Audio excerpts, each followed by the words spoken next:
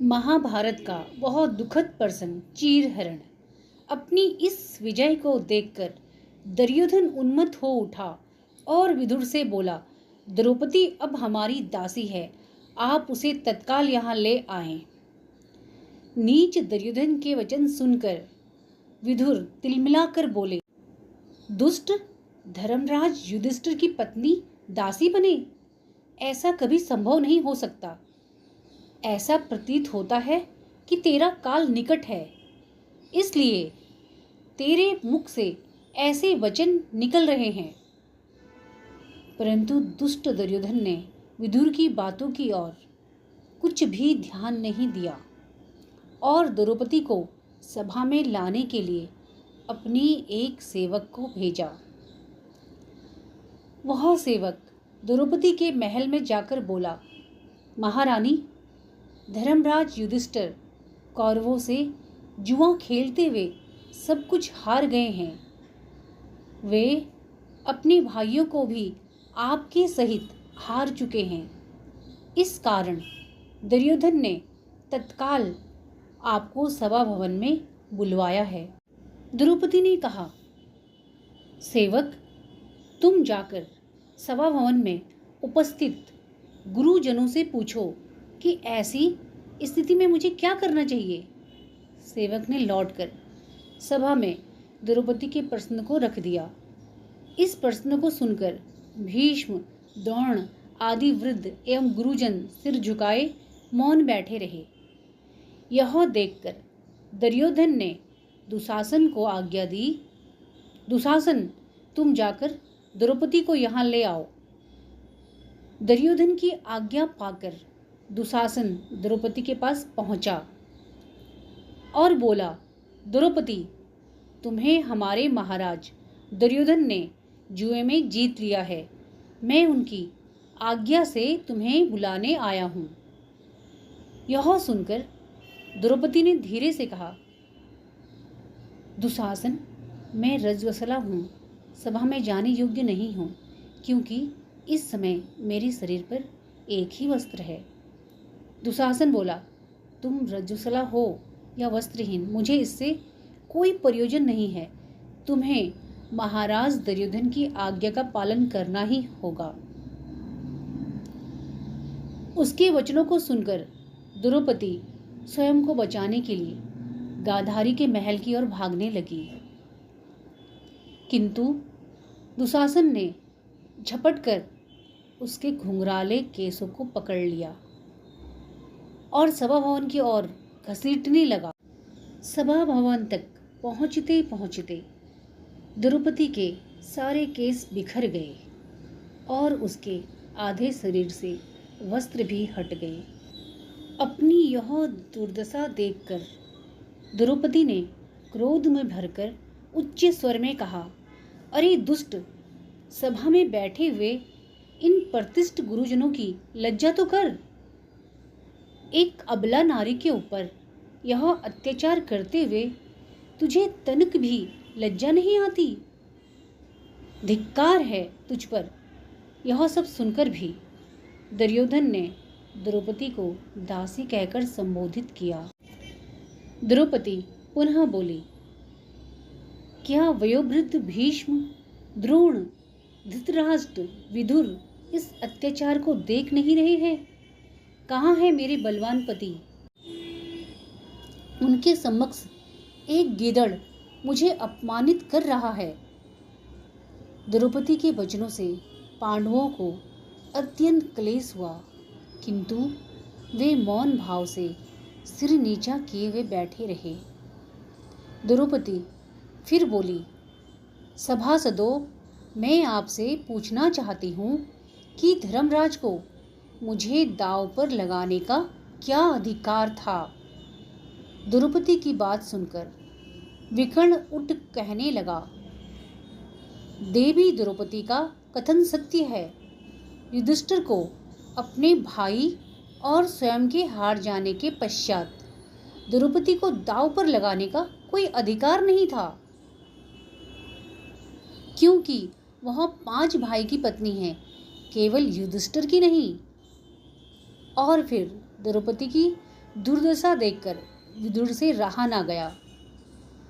वे बोल उठे, दादा भीष्म, एक निरीह अबला पर इस तरह अत्याचार हो रहा है और आप उसे देखकर चुप हैं। क्या हुआ आपके तपोबल को? इस समय दुरात्मा धृतराष्ट्र भी चुप है। यह जानता नहीं कि इस अबला पर होने वाला अत्याचार उसके कुल का नाश कर देगा। एक सीता के अपमान से रावण का समस्त कुल नष्ट हो गया था। विदुर ने जब देखा कि उनके नीति युक्त वचनों का किसी पर कोई प्रभाव नहीं पड़ रहा है, तो वे सबको धिक्कारते हुए वहां से उठकर चले गए। दुशासन द्रौपदी के वस्त्र को खींचने के अपने प्रयास में लगा ही हुआ था। द्रौपदी ने जब वहां उपस्थित सभापदों को मौन देखा तो वह द्वारिकाधीश श्री कृष्ण को टेरती हुई बोली, हे गोविंद, हे मुरारे, हे कृष्ण, मुझे इस संसार में अब तुम्हारे अतिरिक्त और कोई मेरी लाज बचाने वाला दृष्टिगत नहीं रहा। अब तुम ही इस कृष्णा की लाज रखो। भक्त वत्सल श्री कृष्ण ने द्रौपदी की पुकार सुन ली। वे समस्त कार्य त्याग कर तत्काल अदृश्य रूप से वहां पधारे और आकाश में स्थिर होकर द्रौपदी की साड़ी को बढ़ाने लगे। दुशासन द्रौपदी की साड़ी को खींचते जाता था और साड़ी थी कि समाप्त होने का नाम ही नहीं लेती थी। साड़ी खींचते खींचते दुशासन स्थिर होकर पसीने पसीने हो गया, किंतु अपने कार्य में सफल ना हो सका। अंत में लज्जित होकर वह चुपचाप बैठ गया। अब साड़ी के उस पर्वत के समान ऊंचे ढेर को देखकर वहां बैठे समस्त सभाजन द्रौपदी के पतिव्रत की मुक्त कंठ से प्रशंसा करने लगे और दुशासन को धिक्कारने लगे। द्रौपदी के इस अपमान को देखकर भीमसेन का सारा शरीर क्रोध से जला जा रहा था। उन्होंने घोषणा की, जिस दुष्ट के हाथों ने द्रौपदी के केस खींचे हैं, यदि मैं उन हाथों को अपनी गदा से नष्ट ना कर दूं, तो मुझे सद्गति ही ना मिले। यदि मैं उसकी छाती को चीर नींद कर उसका रक्तपान ना कर सकूं, तो मैं कोटि जन्मों तक नर्क की वेदना भुगतता रहूं। मैं अपने भ्राता धर्मराज युधिष्ठिर के वंश में हूँ, अन्यथा इस समस्त कौरवों को मच्छर की भांति मसलकर नष्ट कर दूं। यदि आज मैं स्वामी होता तो द्रौपदी को स्पर्श करने वाले को तत्काल यमलोक पहुंचा देता। भीमसेन के वचनों को सुनकर अन्य पांडवों तथा सभासदों को मौन देखकर दुर्योधन और अधिक उत्साहित होकर बोला, द्रौपदी, मैं तुम्हें अपनी महारानी बना रहा हूं। आओ, तुम मेरी बाई जांग पर बैठ जाओ। इन पांडवों का साथ छोड़ दो। यह सुनते ही भीम दुर्योधन के साथ युद्ध करने के लिए उठ खड़े हुए, किंतु अर्जुन ने उनका हाथ पकड़ उन्हें रोक लिया। इस पर भीम पुनः दुर्योधन से बोले, दुरात्मा, मैं भरी सभा में शपथ लेकर कहता हूं कि युद्ध में तेरी जांग को चीर कर ना रख दूं तो मेरा नाम भीम नहीं।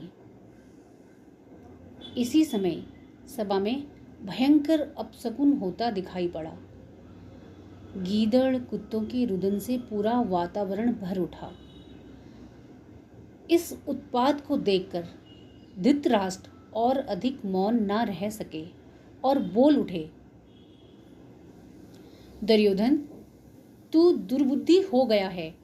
आखिर कुछ भी हो, द्रौपदी मेरी पुत्रवधू है, उसे तू भरी सभा में निर्वसना कर रहा है। इसके पश्चात उन्होंने द्रौपदी से कहा, पुत्री, तुम सचमुच पतिव्रता हो। तुम इस समय मुझसे जो वर चाहो मांग सकती हो। द्रौपदी बोली, यदि आप प्रसन्न हैं तो मुझे यह वर दें कि मेरे पति दास्तां से मुक्त पा जाए। धृतराष्ट्र ने कहा, देवी, मैं तुम्हें यह वर दे रहा हूँ।